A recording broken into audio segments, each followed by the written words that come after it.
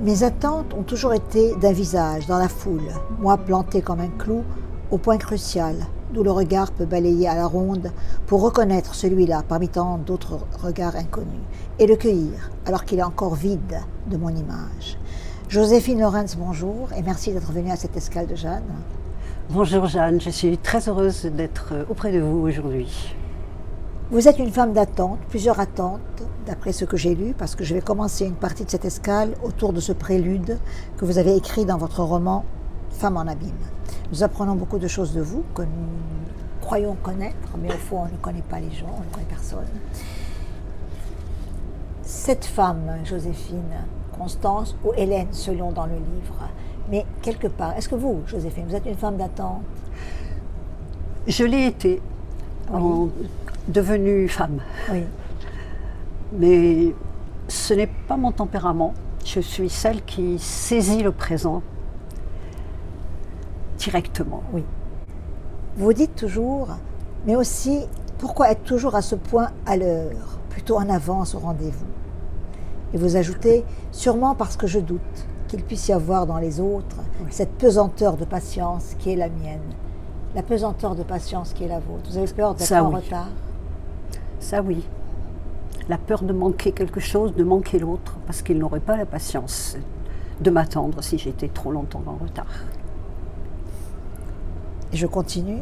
Attendre un visage reconnu pour se poser, un regard autre pour se revoir vivante, un regard qui vous cherche et vous voit enfin. Cette quête du regard de l'autre était nécessaire? C'est très important pour moi, les regards.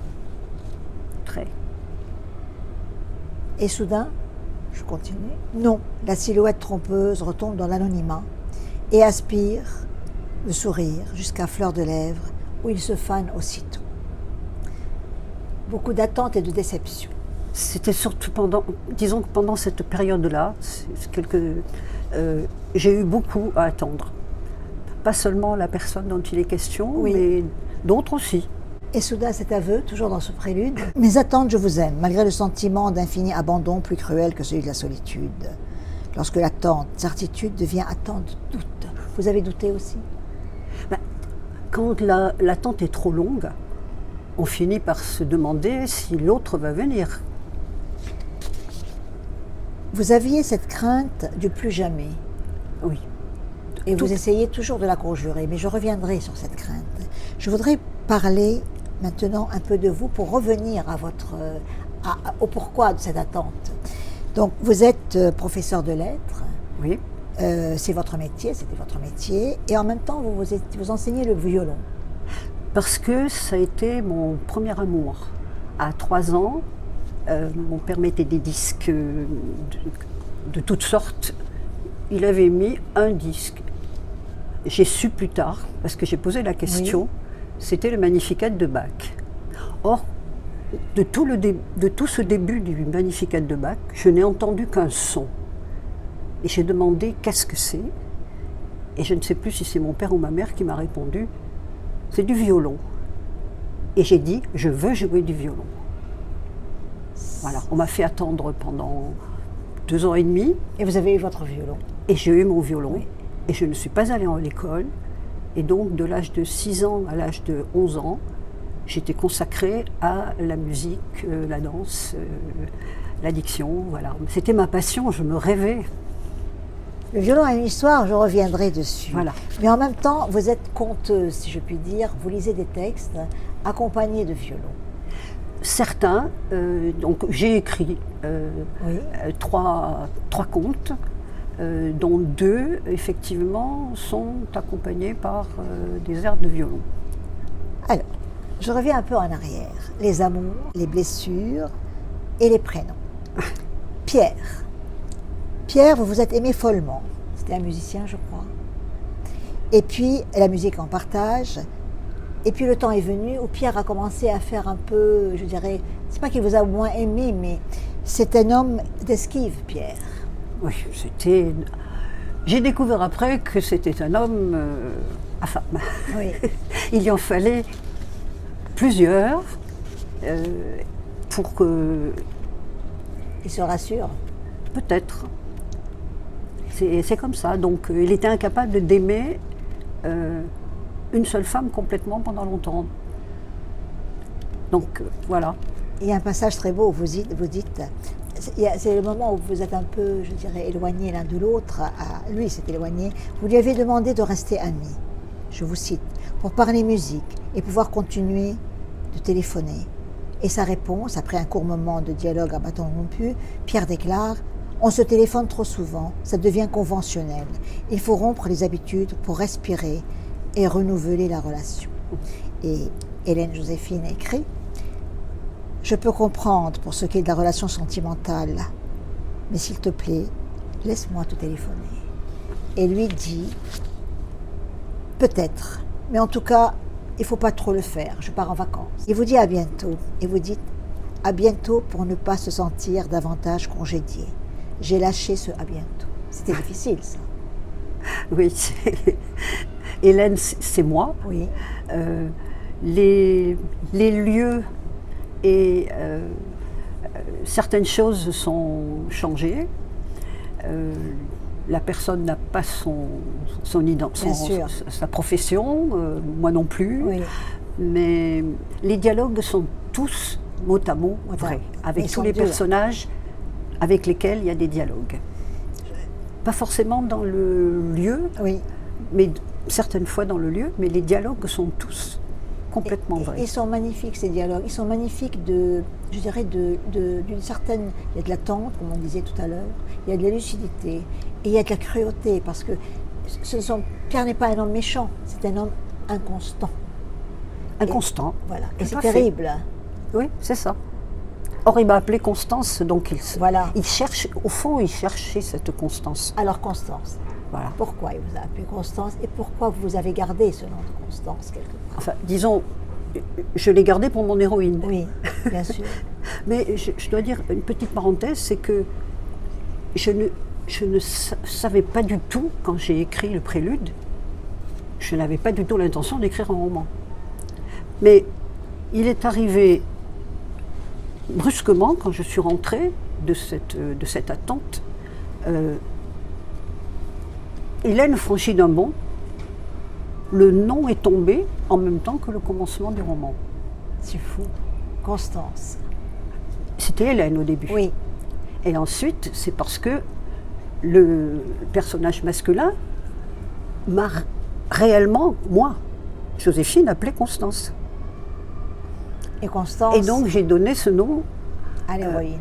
C'est le nom que mon héroïne a pris, parce que mon héroïne, c'est moi, pas dans toutes les situations. Bien sûr. Mais en revanche, dans les dialogues, oui, ils sont tous vrais, les dialogues. Et puis, vous parlez de cette amitié spirituelle, parce que toujours Pierre vous dit, tu veux mettre des mots partout, même dans ta musique, tu deviens littéraire. Et il était assez dur. Ah oui. Spiritualité en amitié. L'amitié spirituelle, c'est quoi? Mais c'est-à-dire, c'est une amitié où l'autre, à certains moments, s'adresse à autre chose qu'à l'homme ou à la femme. Oui, vous avez dépassé un cap, autrement dit. Voilà, il y a des moments, des échanges qui se font, qui font qu'on pense là. On se rend compte qu'on pense la même chose en même temps. Oui. Et en même temps, plus fort encore, qu'on ressent les situations exactement de la même façon. Et ça, c'est, je veux dire, ça peut être entre un homme et une femme amoureux, mais ça peut être aussi avec d'autres personnes en partage. Donc c'est pour ça que ça, c'est quelque chose qui échappe au rapport amoureux. Donc c'est une frontière hors frontière, en quelque sorte. Voilà, tout à fait. Et vous pouviez vous en contenter, mais Pierre pas, je crois. Ben, pendant un temps, oui. Et puis ensuite, il a eu besoin de renouveler. Voilà, il y avait des escarpins et de jolis gens qui passaient, comme vous le dites. C'est ça. Mais vous avez vu à la fin qu'il me demande de revenir. Oui, tout à fait. C'est pour ça que je dis que c'est lui qui est inconstant. Voilà, tout à fait. Voilà. Il est le contraire du nom dont il m'a baptisé. Il savait que j'étais comme ça. Mais bon, voilà. Vous êtes quelqu'un aussi qui, comme j'ai lu dans ce roman, parce qu'il est formidable ce roman, vous êtes quelqu'un qui vous nourrissez aussi, mais on le dira, de présence, de rencontres. Il y a eu Giraille.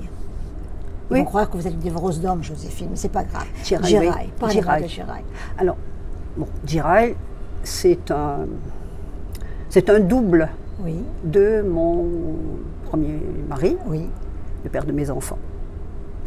Je lui ai inventé une autre origine. oui, Il était arménien oui. et j'en ai fait un libanais. Je ne voulais pas, comment dire, je ne voulais pas que ça soit trop près de la réalité pour que, éventuellement, mes enfants, etc. Mais bon, le fils qui pouvait s'intéresser a disparu et l'autre ne se plongeait pas dans mes écritures. Il vous a rendu heureuse, Giraille? Pendant un temps. Et ensuite, voilà. On a été très différents. Et puis c'est lui il a basculé, voilà. Exactement comme je le Comme dis. vous le dites, oui, tout à fait. Je n'ai pas dit quel était son Non. vrai métier, Bien sûr. mais il a basculé. Vous êtes très pudique dans ce roman. Vous parlez et en même temps, il y a une douleur qui vous traverse, mais qui ne vous met pas par terre, loin de là. C'est comme si vous essayez de la surmonter. Vous tombez et vous revenez. Ben, c'est exactement ce que j'ai dit. Oui. Quand je sentais, déjà adolescente, quand une relation, même qui Oui. n'allait pas très loin, était sur le point de se terminer, je sentais que ça allait se terminer, c'est moi qui déchirais la page. Oui. Ce Et- besoin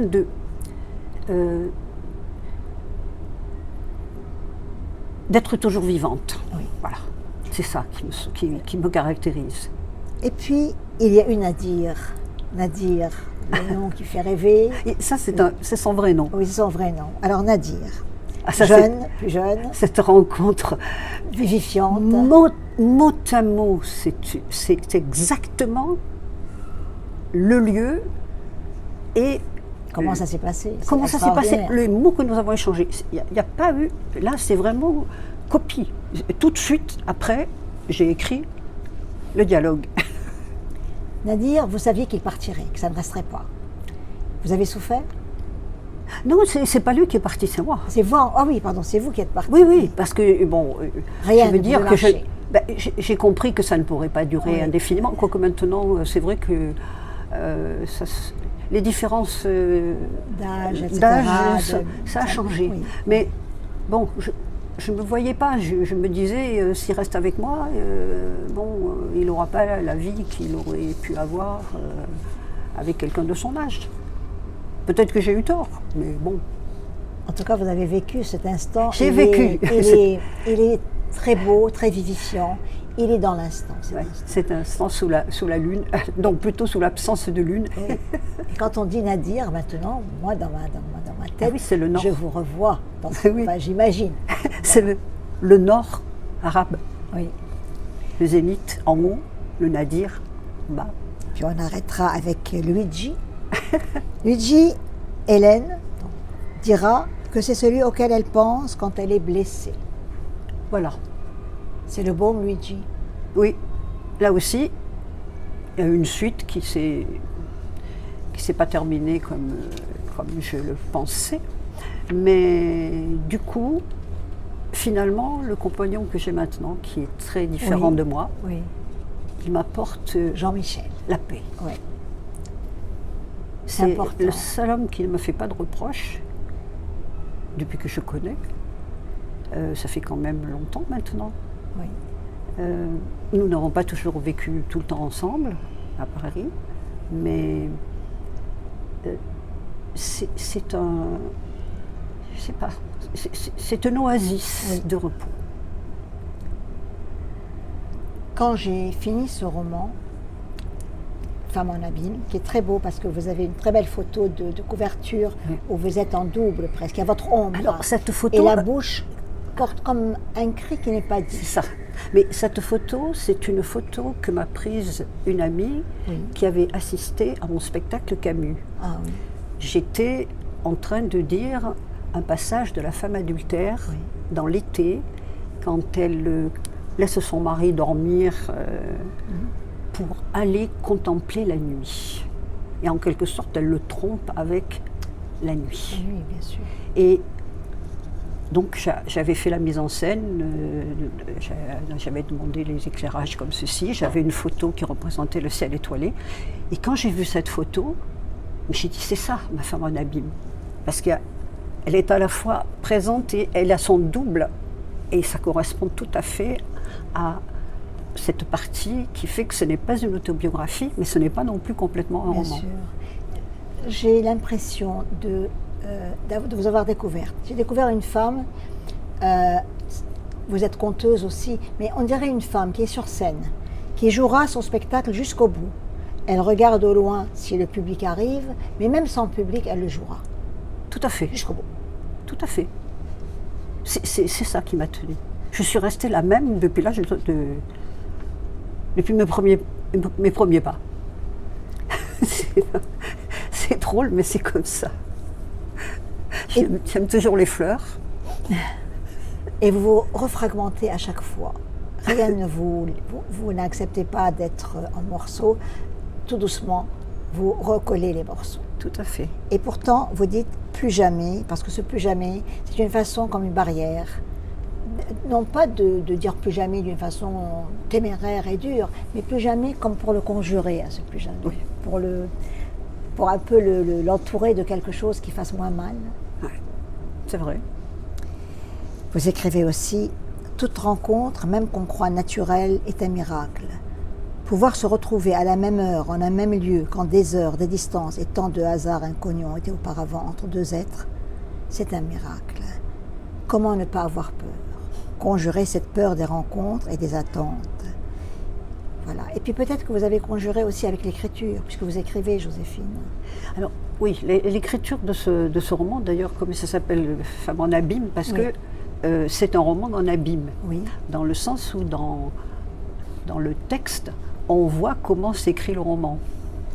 Et il s'écrivait dans le temps qui aurait été perdu dans les attentes. Oui. Mais pas seulement les attentes de quelqu'un, les attentes d'un train, d'un métro. Il y a beaucoup d'attentes. C'est incroyable. C'est une femme d'attente. Debout l'ai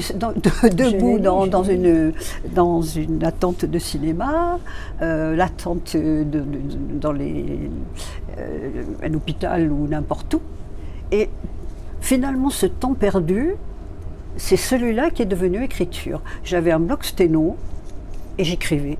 J'écrivais même quelquefois quand il me venait quelque chose, je me collais contre la vitre du métro et j'écrivais comme ça, quand j'étais debout. C'est vraiment...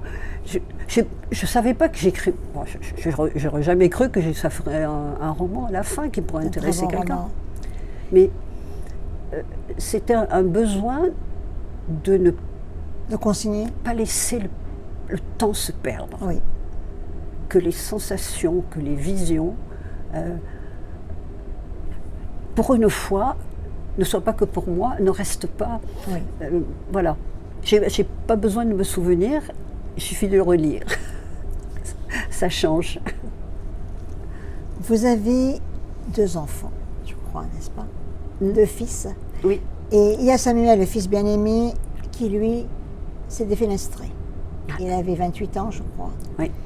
La vie de Samuel, vous dites, c'est de lui qu'il me faut parler maintenant, de ce fils attendu 6 ans, dont la venue fut comme un miracle et qui me fut arraché en quittant la vie à 28 ans, loin de moi, parce que ça s'est passé loin. Il était parti en Arménie Voilà. avec son père. Et vous dites, reconstituer sa biographie est plus difficile pour moi, parce que je n'ai que mes souvenirs, sans le miroir de récits comme ceux de ma mère, parce que votre maman et lui, il y a un autre livre qui s'appelle Ces deux-là. Ces deux-là. Alors, ces deux-là, déjà Samuel. Un enfant radieux, Oui, extraordinaire, oui, qui s'intéressait à tout oui, artiste. et qui retenait les choses, mais qui avait une sensibilité Exacerbé. qui faisait que quand s'il y avait quelqu'un de souffrant dans une réunion d'amis, il allait vers cette personne sans la connaître, même à 3 ans, 4 ans. Et j'avais Oui. traduit cette parole de cette dame qui était venue, qui était invitée chez mes parents dans une réunion. Et elle lui a dit « Ah, toi petit, tu sais que je souffre. » Et comment ça a basculé, Joséphine? tout simplement parce qu'il était schizophrène. Oui. Donc à partir de l'âge entre 17 et 18 ans, il y a eu des perturbations, on pouvait penser de l'adolescence, mais après, on a été obligé de reconnaître parce que les crises Oui, il a tout fait. étaient caractérisées. Et vous dites que vous avez été souvent le prendre à l'hôpital, dans une prison. Vous étiez toujours, peut-être là aussi en attente, quelque part. C'est dur ce que je vais dire, du plus terrible. Parce que la fois où il ne s'est pas loupé, il avait essayé avant aussi. Oui. C'était trop. De toute façon, j'ai du mal à expliquer parce que Oui, on peut pas la manière dont je vis, ça c'était le fond, mais ça ne m'empêchait pas d'être moi. Oui. C'est-à-dire que j'ai eu une mère qui était très très angoissée. Et je n'ai pas hérité de son tempérament, heureusement. Parce que quand je ne savais plus où était mon fils le soir qu'il avait disparu, j'avais mis mon numéro de téléphone d'urgence écrit sur sa carte de transport. Oui. Je me couchais, alors c'est toujours un peu tardif, mais Oui. disons je me couchais, je m'endormais. J'avais mon téléphone À côté. pas loin, et donc si j'entendais le téléphone, je me levais, je m'habillais, j'allais le chercher là où il était, soit signé, Oui, bien etc. sûr. Et quand c'était fait, je me rendormais et le lendemain j'allais travailler. Ça a été ma façon de vivre. De survivre. On est dans le présent, il n'y a pas de raison. L'inquiétude, pour moi, quand on me dit t'inquiète, c'est la grande phrase Oui. d'aujourd'hui, je dis je ne sais pas ce que c'est que l'inquiétude.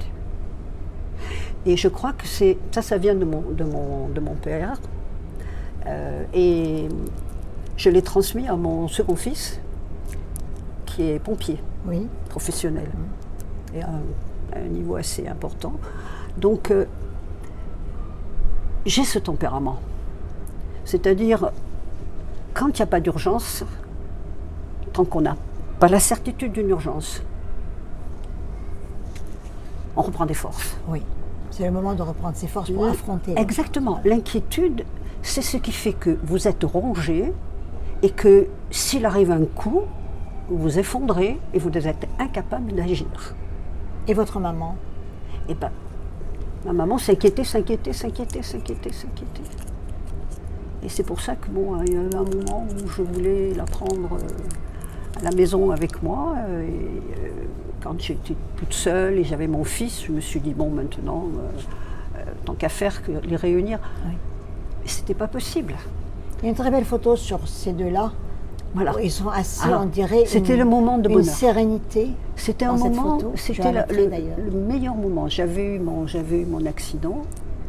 C'était le premier, le premier séjour que nous faisions ensemble.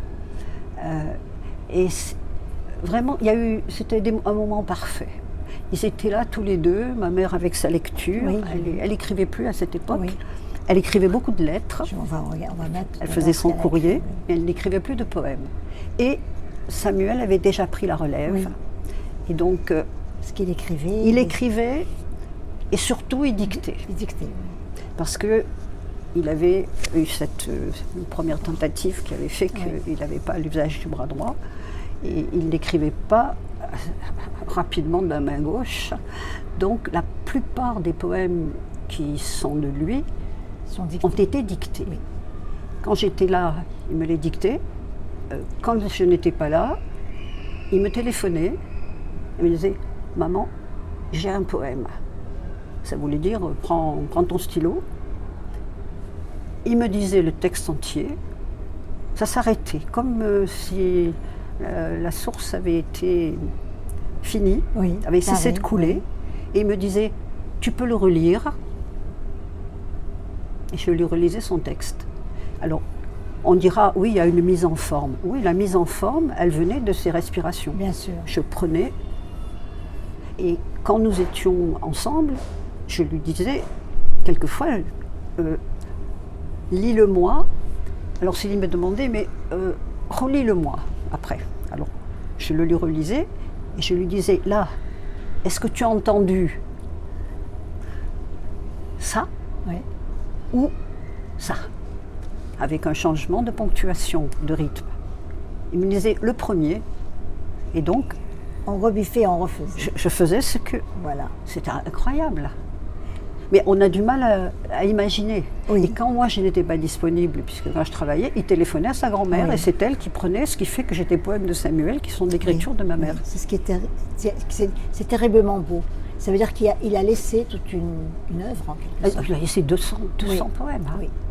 J'ai retenu parce qu'il y a quand même des souvenirs aussi qui sont très émouvants. Quand il était, je crois, à l'hôpital et il vous avait dit, chaque fois que tu venais me voir, je regardais tes colliers. Oui. Avez-vous toujours ces colliers, Joséphine? Il y en a quelques-uns qui ont passé, Et vous les portez? ou qui se sont perdus, parce que j'ai déménagé. Bon. Mais vous portez toujours des colliers? Je porte toujours des colliers, oui. Non, mais c'était le soir de... Bon, il a fait son premier plongeon 2 jours avant Noël. Oui. Nous devions partir en vacances en Provence, où j'avais loué une maison. Mais là, il était arrivé, il était fatigué, très fatigué. Et voilà, en quelques minutes où je suis allée le chercher, il m'a demandé d'aller lui chercher un vêtement chaud et il ne voulait pas m'accompagner. Il a disparu quand je suis revenue, et même pas. J'ai sorti de la salle de bain, le temps que je sorte, que je revienne, juste pour me coiffer. Il avait disparu. Oui. Et il était monté au 6e étage. Ça, c'est quand c'était la première, mais la dernière fois, quand il était à l'étranger. Et vous avez téléphoné la veille, je crois. C'était quand le plongeon terrible et final, en quelque sorte. Ben, c'est-à-dire la veille, il était en centre de rééducation psychologique. Oui, oui. Tout semblait bien. Les médecins lui ont donné l'autorisation de faire le trajet depuis Blois pour venir en vacances. Mais donc c'est tout un ensemble. Il est d'usage de faire des questions-réponses rapides. Je voulais vous les éviter, mais je vais les faire quand même. Si je vous dis Constance, quel est le premier mot qui vous vient à l'esprit? Fidélité à soi-même, et donc aux autres. Attente.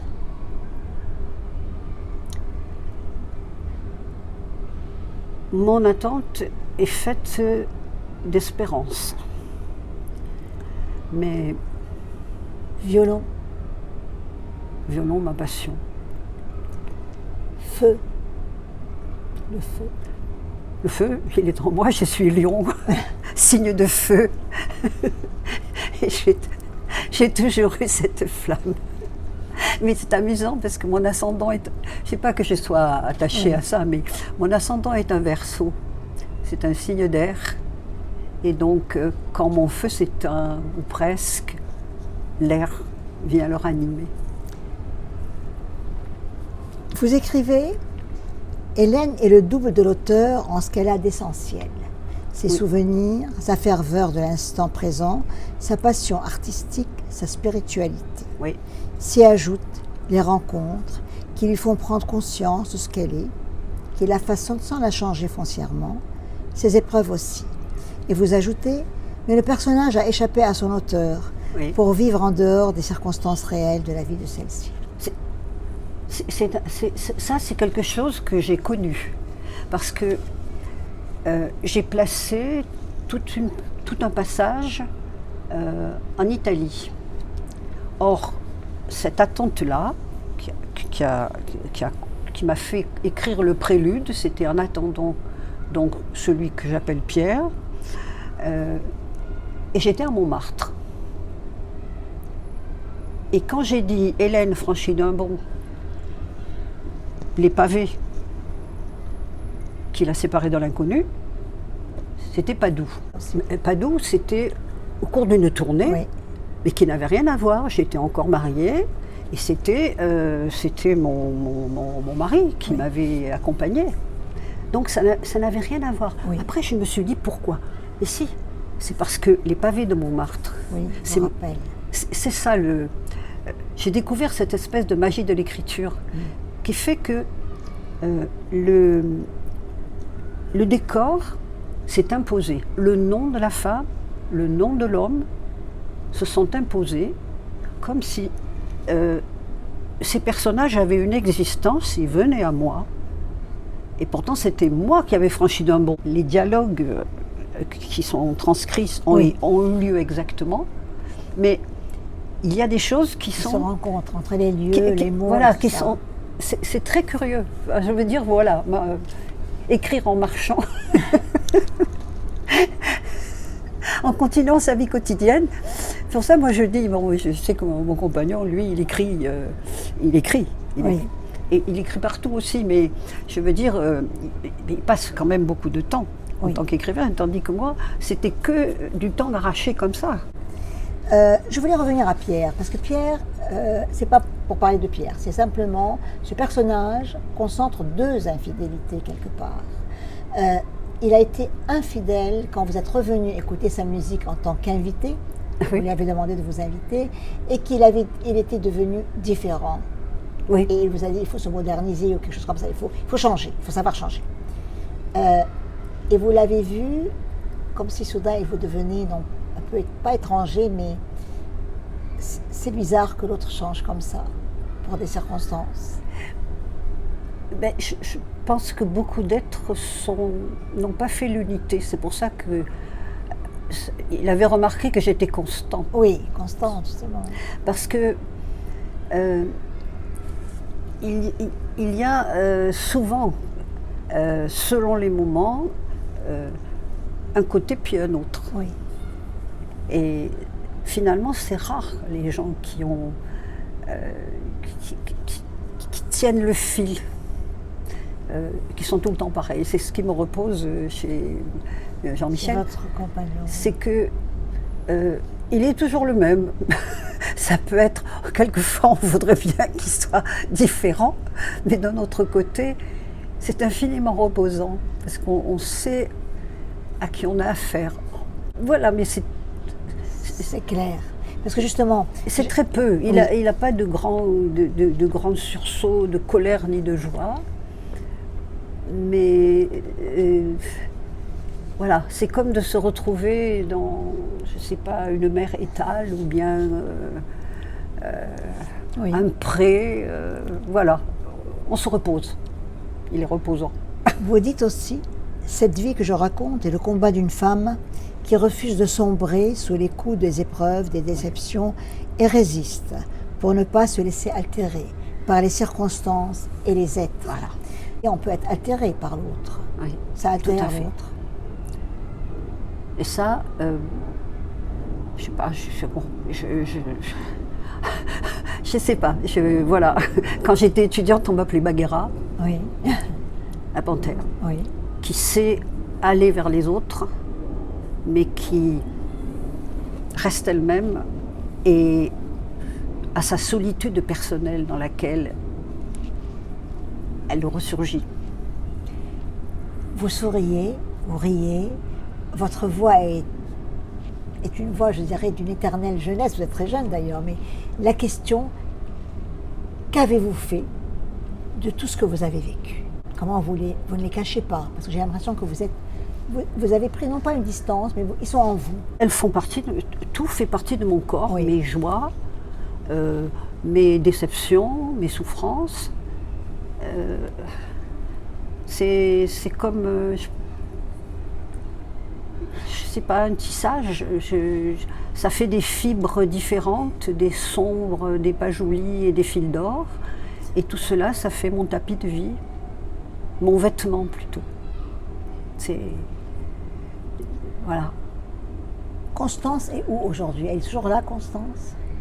Ah ben, je n'ai pas changé. Je suis fidèle à moi-même pour commencer, et je suis fidèle à tous mes amis. C'est-à-dire que, voilà. Joséphine, vous n'avez pas votre violon, mais Non. quand vous racontez vos contes, et vous avez un moment où vous chantez un peu pour que la parole revienne plus saine dans l'oreille de l'autre. Est-ce que je peux vous demander de fredonner ce que vous fredonnez avant de lire? Alors, disons que, bon, il y a 2 contes dans lesquels il y a de la musique. J'ai fait des spectacles poétiques Oui, où le violon était mon partenaire. Oui. Parce que j'ai passé une vie à ne pas avoir de partenaire dans mon art. oui, Donc, je me suis dit, si je veux faire... Après, j'ai fait quelques spectacles avec d'autres, mais quand je n'ai pas eu l'autre, je me suis dit, ça ne m'empêchera pas de faire un spectacle. le violon Donc, était là. j'ai pris mon violon comme partenaire. C'est-à-dire qu'il continuait ma parole et il m'a rendu ma voix où j'étais capable de chanter un peu. C'est très curieux parce que toute seule, je n'avais pas l'idée de chanter, mais à certains moments, en jouant mon violon, ce que je disais, quand c'était des poèmes qui avaient été mis en musique, Oui. parce que j'ai un frère qui mettait en musique les poèmes de ma mère, De votre mère, voilà. et donc ça venait spontanément, je retenais sa musique pour ce texte et j'avais du mal à le dire sans mettre la musique. Vous voulez nous faire un peu de cette musique? Alors, disons que, bon, pour le commencement du conte, c'était un peu particulier parce que j'ai ajouté des poèmes à l'intérieur du conte. C'est le Soleil de Johannes. Oui. C'est vous, Johannes. Et je ne voulais pas que le public soit surpris Oui. d'entendre des mots qui n'étaient pas comme ceux qu'on dit quand on raconte. Oui. Et donc, dans le programme, je disais que les poèmes étaient introduits par un court morceau de violon. Alors, dans mon Soleil de Johannes, le début, j'avais choisi un extrait de musique klezmer parce que j'aime beaucoup et mon fils Samuel était très très passionné de cette musique aussi, de la musique juive. Bon, et donc j'avais choisi un extrait.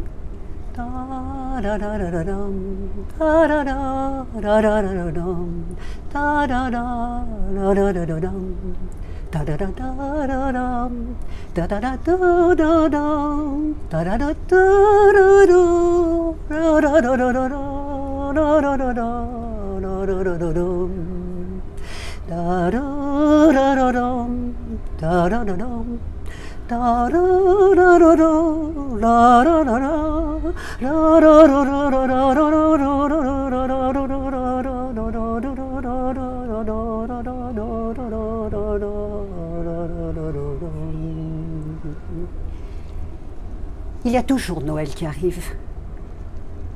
Il y a toujours dans le plus noir des noirs de la lumière, à supposer, à voir déjà monter, même en dehors de soi. Surtout lorsque la nuit où l'on patauge est la plus longue. C'est un tunnel sans voûte qui débouche dès maintenant vers un enfant dont la lumière. Cet enfant, c'est peut-être Johannes. Et je vais vous raconter son histoire. Ou un conte, comme vous préférez. Johannes n'avait jamais vu le soleil. Il habitait un immeuble gris, entouré de maisons et de tours grises. Et le ciel était toujours gris au-dessus de lui. Il avait un livre qui parlait du soleil sur les déserts blonds et d'un ciel très bleu derrière les oliviers où se reposent les palombes. Mais ce n'était jamais pour lui. Entre le soleil et lui, il y avait toujours un voile de brume, un écran de fumée ou un rideau de nuages gris. Au point qu'il avait fini par se demander si le soleil existait vraiment ou si c'était un rêve inventé par ceux qui écrivent des livres pour les enfants. Voilà, et l'histoire continue. C'est très beau. Et vous pouvez refaire le début? Le début ou l'autre chose? Oui, la chanson, enfin l'air. Oui, celui-là.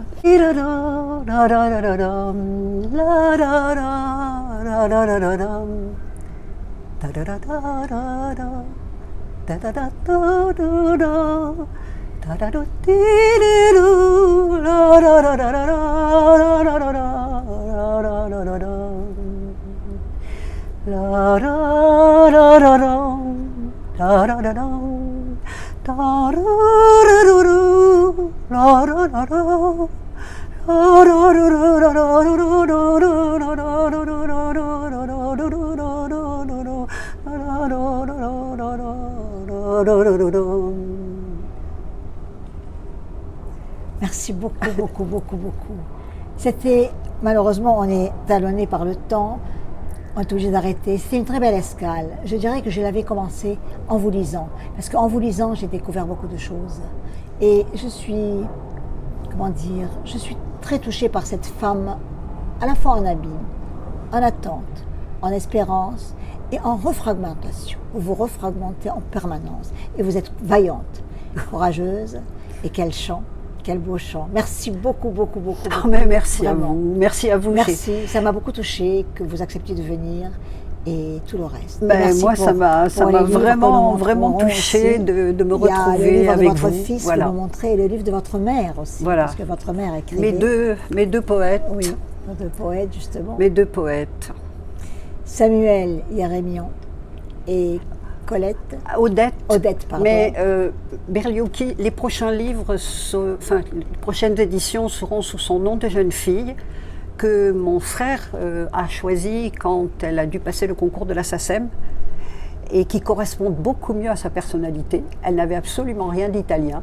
En revanche, son nom Désagulier, Oui. qui veut dire des chemins étroits, correspond à son C'est tempérament. joli, les aiguillés, les chemins étroits. Désagulier, oui, c'était des chemins étroits dans sa région de Corrèze. Et ça correspond beaucoup mieux à son tempérament.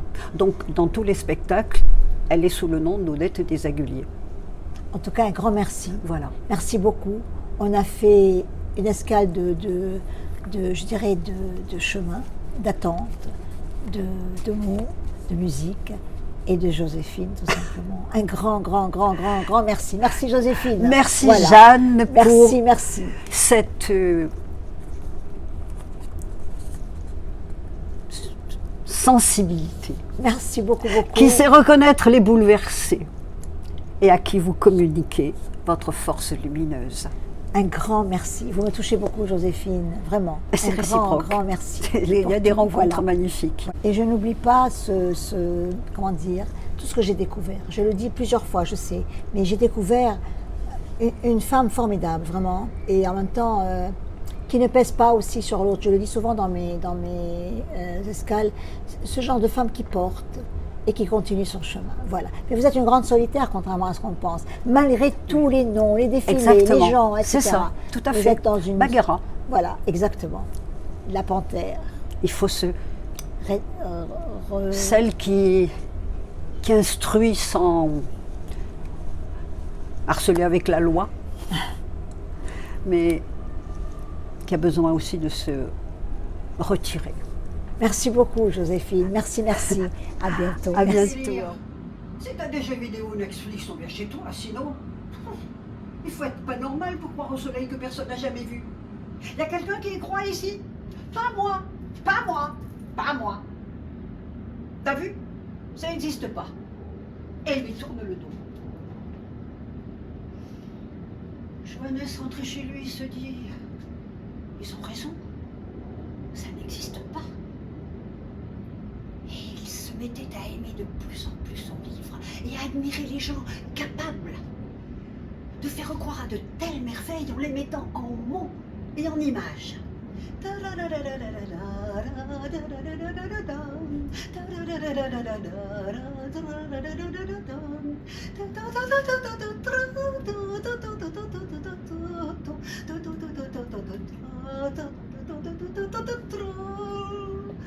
Papillon d'or sur les blés verts, papillon d'or, comme une aumône et un prélude à la splendeur.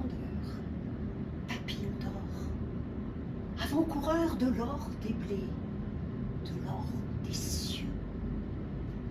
Papillon d'or, sois les paupières de mon sommeil, où se dessine en rêve d'or la mer